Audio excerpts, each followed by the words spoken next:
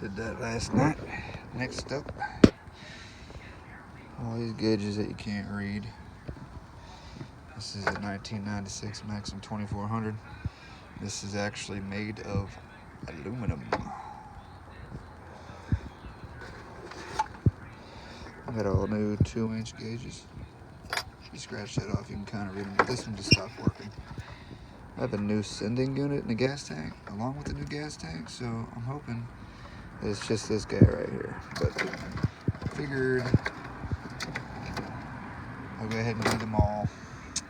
And these just have 2 screws here, here, and that's what mounts it to here and here. Not a big deal. I'm gonna make a new one out of starboard since it doesn't have to be that strong. All right, so back in the house with the gauges here. And like I said, I got a sheet of 1/8 inch thick black smooth starboard, and that's because I want to vinyl wrap it with the same wood grain stuff I did the switchboard with last night. Here's a few of my new gauges. Gold.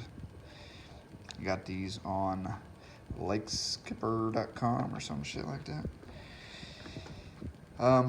This one originally has 5 gauges and then 2 blanks on each end, which I think is stupid, so I'm not doing the blanks. I'm gonna do 5 gauges, and I circled the middle hole just so I know where the middle of that thing is, and then I'm gonna go, over, space them out evenly.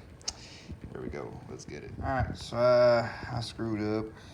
Players mess up too. Cut a little high over here, a little low over here. It's just gonna pester the shit out of me. It looks like shit. So right now I'm gonna try and open up these 4-inch holes to 4 1/4 so I can put these new badass gauges in there. And if I can get these original opened up to 4 1/4, I can use that. Then I'll definitely have enough starboard over to make this again.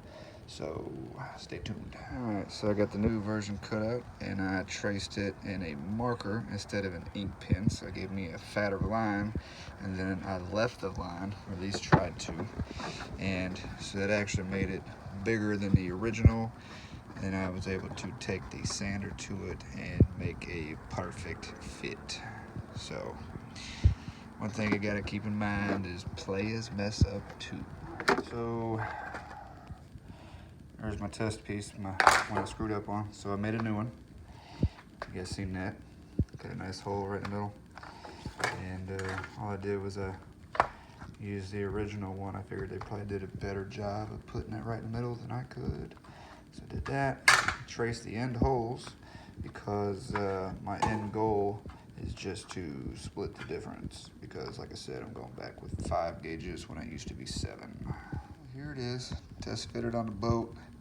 Had to do a little bit of trimming over here on this end. On the actual boat, it was hitting the gauge just a little bit. Didn't get to go where I wanted to. So now I gotta take everything off, wrap it in the wood grain vinyl, put it all back together, snug them all up. These dingbats didn't send me enough nuts. They sent me a whole pile of crap that's too small. All right, so here's all the old crap. Thankfully, it's got these little push-on deals that look like they'll probably go right on the new gauges, so that ought to go pretty quickly.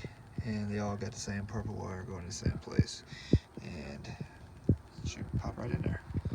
All right, night number 2 on here. I had to go get some nuts for these back clamps because they sent me a whole bag of the old school ones, which are a lot smaller. Those are a 10 by 32.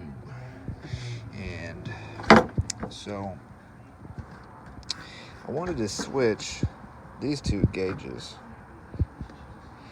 and I actually had it flipped, but it's going to be difficult to do that because the harness is actually